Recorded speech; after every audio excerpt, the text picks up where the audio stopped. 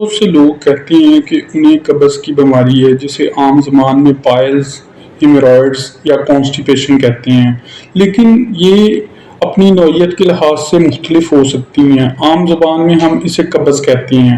اب قبض یعنی کانسٹیپیشن کو کیسے ٹریٹ کر سکتے ہیں؟ بیسیکلی اس میں 3 بیسک فیکٹرز ہیں۔ وہ یہ ہیں کہ آیا کہ آپ کی قبض یعنی کانسٹیپیشن کی انٹینسٹی کیا ہے، وہ کس طرح ڈٹرمن ہوگی۔ وہ پہلی سٹیج ہوتی ہے ہیمورائڈز جسے پائلز کہتے ہیں، بواسیر۔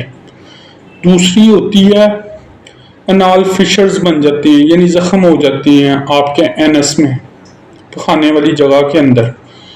تیسری اس کی جو بیسیکلی سفیر کیٹیگری ہوتی ہے اس میں بیسیکلی فسٹولا، انال فسٹولا بن جاتے ہیں، وہ زیادہ خطرناک ہوتے ہیں۔ وہ بیسیکلی زخم سے اگلی سٹیج ہے، اس سے آپ کی قبض انتہا درجے کی ہو جاتی ہے اور آپ کو شدید درد بھی ہوتا ہے۔ اب اسے ٹریٹ کیسے کیا جا سکتا ہے یا اس سے کیسے بچا جا سکتا ہے؟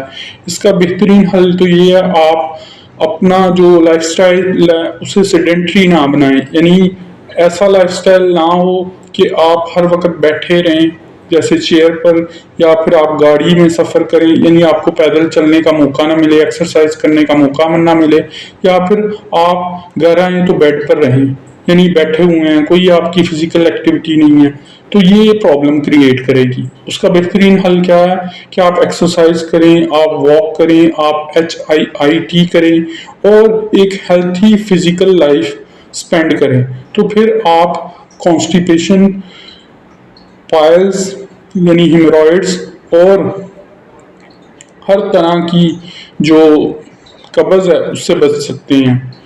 لیکن اگر تو آپ لاسٹ سٹیج پر ہیں، جیسے میں نے آپ کو پہلے بتایا ہے اینال فسٹولا پر، تو وہ آپ کو ٹریٹ کروانا پڑے گا، وہ آپریٹ کروانا پڑے گا، اور اس کے علاوہ آپ نے اپنی صحت کا بھی خیال رکھنا ہے۔ یہاں تک بات آتی ہے کہ قبض کو کیسے ٹریٹ کر سکتے ہیں، تو اس میں ڈائٹ میں آپ فائبر انکلوڈ کریں، کوکنگ آئل سے بچیں، اس کے علاوہ فیٹس انکلوڈ کریں، ویجیٹیبلز انکلوڈ کریں، اور پروٹین بھی انکلوڈ کر سکتے ہیں، لیکن ہیلتھی گراس فنشڈ اینیمل کی پروٹین استعمال کریں۔ اس کے علاوہ فش یوز کریں۔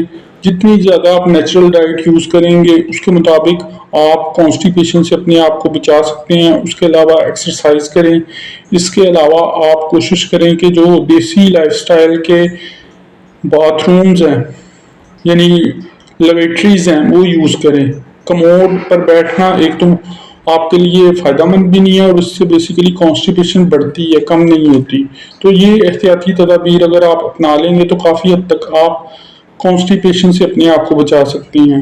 کچھ لوگوں کو بہت زیادہ کانسٹیپیشن ہوتی ہے، اس کی میڈیکلی دیکھیں تو وہ 1-2 کنڈیشنز ہو سکتی ہیں، جیسے وہ بہت زیادہ اینٹی بایوٹکس یوز کر رہے ہیں تو اس کی وجہ سے کانسٹیپیشن بڑھ جائے گی۔ اسی طرح اگر آپ کا لائف سٹائل کچھ ایسا ہے کہ آپ میڈیسنز زیادہ یوز کر رہے ہیں جیسے کہ ڈائبٹیز کے پیشنٹس ہیں، تو پھر بھی آپ کی کانسٹیپیشن بڑھ جائے گی۔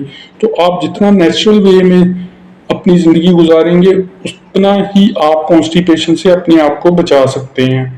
اور اس کے بارے میں ڈاکٹر شین او میرا نے بھی ریسرچ شیئر کی ہے، ان کی ریسرچ بہت اچھی ہے۔ وہ بھی یہی کہتی ہیں کہ اگر تو آپ کو 2-3 دن پخانہ نہیں بھی آتا لیکن اس دوران آپ کا جو پیخانہ ہے وہ اگر نرم ہے اور ہوا خارج ہو رہی ہے تو پھر بھی کانسٹیپیشن کا ایسا مسئلہ نہیں ہے، لیکن آپ لیکوڈ کا زیادہ استعمال کریں، پانی زیادہ پئیں۔ ڈی ہائیڈریشن کی وجہ سے بھی کانسٹیپیشن ہو سکتی ہے۔ اسی طرح آپ سٹریس سے اپنے آپ کو بچائیں، وہ بھی کانسٹیپیشن کاز کر سکتا ہے۔ اسی طرح جنک فوڈ، فاسٹ فوڈ سے اپنے آپ کو بچائیں، تو آپ کانسٹیپیشن سے اپنے آپ کو بچا لیں گے۔